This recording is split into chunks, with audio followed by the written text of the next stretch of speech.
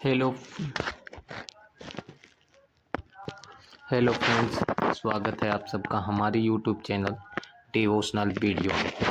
तो आज हम बात करने वाले हैं कि जब बाली का सामना काल भैरव से हुआ। वानर राज बाली जो एक महान योद्धा के रूप में जाने जाते हैं, जिसने लंकाधिपति रावण को अपने कंधे में दबा कर रखे थे। आज उस बाली और बाबा काल भैरव के युद्ध की बात बताते हैं। तो बात उस समय की है जब हनुमान जी महाराज बहुत छोटे थे और वो बहुत उद्दंड थे और उनकी उद्दंडता की कथाएं बहुत सी प्रचलित भी हैं। तो बात उस समय की है, बाली हर योद्धा को हरा करके विजय प्राप्त कर लिया और जब वह हर योद्धा को हरा दिया तो उसके अंदर अहंकार ने जन्म ले लिया। इतना ही नहीं, उसको वरदान प्राप्त था, ब्रह्मा जी का वरदान मिला हुआ था कि जो भी योद्धा उसके सामने आकर के युद्ध करेगा उसकी आधी शक्ति बाली की ओर चली जाएगी। बस इसी बात का फ़ायदा उठाता था बाली और जो भी योद्धा उससे लड़ने आता था उसकी आधी शक्ति बाली के अंदर घुस जाती थी, जिससे बाली ज़्यादा ताकतवर हो जाता था और उस योद्धा को आसानी से पराजित कर देता था। ऐसे ही बात आई रावण की, और रावण भी अहंकारी ही था और बाली भी अहंकारी ही था। जब रावण और बाली का युद्ध हुआ और रावण सामने आकर बाली से युद्ध किया तो सेम वही कंडीशन हुई।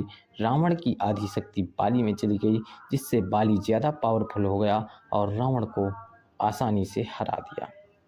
आसानी से हराने के बाद रावण ने को अपनी कांख में बांध कर रखा बाली ने, और 6 महीने तक बांध रखा था।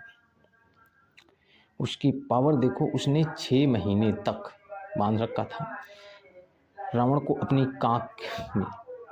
ये पावर होती है और ये पावर उसे कहाँ से मिली? रावण की ही शक्ति से उसने रावण को पराजित किया। अपना एक भी बल नहीं लगाया, क्योंकि उसे वरदान प्राप्त था कि अगले बंदे की आधी शक्ति उसके अंदर आ जाएगी और उसके पास बची आधी शक्ति और आधी इसके है, तो इसकी ही शक्ति से लड़ता था और जीत जाता था। ये वरदान उसके लिए बहुत ही कारगर निकला। पर कहते हैं ना, शक्ति चाहे जितनी बड़ी हो, यदि समय ने धोखा दिया और अहंकार मन में बैठा तो हर शक्ति झुक जाती है। सेम वैसा ही हुआ बाली के साथ। बाली ने ललकार ललकार में ही सभी देवी देवताओं, ऋषि मुनि तक को सताना शुरू कर दिया। उसके अंदर ऋषि मुनि का आदर ना रहा। अहंकार जब होता है तो सबसे पहले इंसान की बुद्धि खराब होती है, इंसान हो चाहे जो। वैसा ही हुआ वानर राज बाली के साथ। उनकी बुद्धि भी क्रूरता से भर गई। स्त्रियों में अपमान करने लगे, किसी को अपने आगे कुछ नहीं समझते थे। ऋषि मुनियों का अपमान करने लगे, किसी की इज्जत को भी नहीं समझते थे। और यही सब देख करके भगवान का सिंहासन डोल गया। इतना ही नहीं, बात यहाँ तक आई कि बाली अपनी हद की सीमा ही भूल गए। पाप पुण्य उन्हें बराबर लगने लगा और उन्होंने भगवान शिव की एक प्रतिस्थापित मूर्ति को भी तोड़ दिया। कोई बात नहीं, सब ठीक चल रहा था। फिर एक दिन उन्होंने एक अघोरी जानते हो? अघोरी एक साधु जैसा होता है, पर वह साधु नहीं होता। अघोरी की अलग कंडीशंस होती है। उस अघोरी को बाली ने पकड़वा लिया और बिना किसी दंड के उसे दंड देने लगा। और वह अघोरी बहुत ही तंत्र मंत्र विद्या जानता था। इतना ही नहीं, वह अघोरी काल भैरव का बहुत बड़ा भक्त और पुजारी था और उसने अपनी गुहार काल भैरव से लगाई। काल भैरव अपने भक्त के संकट को देख ना सके और मैदान में आ गए। अब आया काल भैरव और बाली आमने सामने। युद्ध होने का पूरी तैयारी। काल भैरव अपने पूरे विकराल रूप में, रौद्र रूप में बाली के सामने आए। एक हाथ में त्रिशूल, पूरी काली शरीर, मस्तक पर चंद्रमा, त्रिपुंड, जटाजूट से भरे हुए, गले में सर्पों की माला और मुंडों की माला पहने हुए। काल भैरव को देख करके बाली हंसा, क्योंकि बाली को पता था कि उसकी आधी शक्ति मेरे पास आ जाएगी, वह मेरा कुछ भी नहीं कर सकता। पर क्या पता कहाँ क्या कैसा माजरा हो।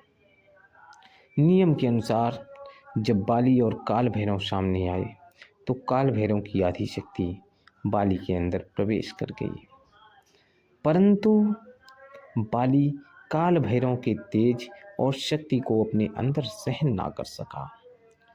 बाली के अंदर आग लग गई, अंदर ही अंदर बाली जलने लगे। जब बाली जलने लगे तो बाली ने गुहार लगाई कि इस शक्ति को मेरे अंदर से निकालो, मैं इसके तेज से भस्म हो जाऊंगा, जल जाऊंगा। मेरे अंदर इस तेज से बहुत ही प्रकार की पीड़ा हो रही है। और इस तरह कहने लगा। तब काल भैरव बोले कि तुम्हें अहंकार बस इसी बात का था कि लोगों की शक्ति तुम्हारे अंदर प्रवेश कर जाती है। किसी भी शक्ति की एक कमजोरी भी होती है, इसलिए कभी किसी भी चीज़ का अहंकार नहीं करना चाहिए। पर तुम्हें क्या, तुम तो सर्वश्रेष्ठ बलशाली हो। फिर बाली ने कहा, हे प्रभु, मुझसे गलती हो गई, मुझे माफ़ कर दो, कृपया करके अपना तेज मेरे शरीर से वापस ले लो। इस पर उसने काल भैरव की बहुत ही विनती की और भाव से परिपूर्ण होकर उसने कसम खाई कि आज के बाद मैं किसी का अपमान नहीं करूँगा, किसी के साथ गलत नहीं करूँगा। और जब मैं किसी के साथ गलत करूँ, वो चाहे मेरा अपना हो या पराया हो, जब मैं किसी के साथ गलत करूँ, छोटा हो या बड़ा हो, जब मैं किसी के साथ गलत करूँ तो वहीं पर मेरी मृत्यु हो जाए और मैं वहीं से अपनी इस पार्थिव देह को त्याग दूँ।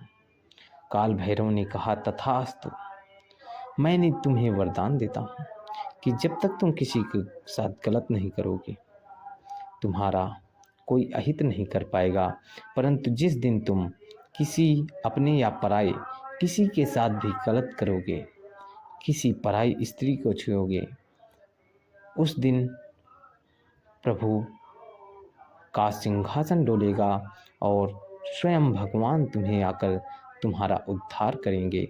इतना कहकर काल भैरव महाराज अपने धाम को वापस चले गए और इधर बाली स्वतंत्रता पूर्वक अपना राज्य करने लगा।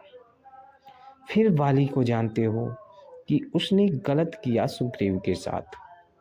सुग्रीव के साथ गलत किया, उसकी पत्नी को अपने पास रखा और तब प्रभु श्री राम ने बाली का वध किया था। ये काल भैरव की आशीर्वाद या श्राप की वजह से ही हो पाया था। ये थी कहानी। वीडियो में बनी रहने के लिए धन्यवाद।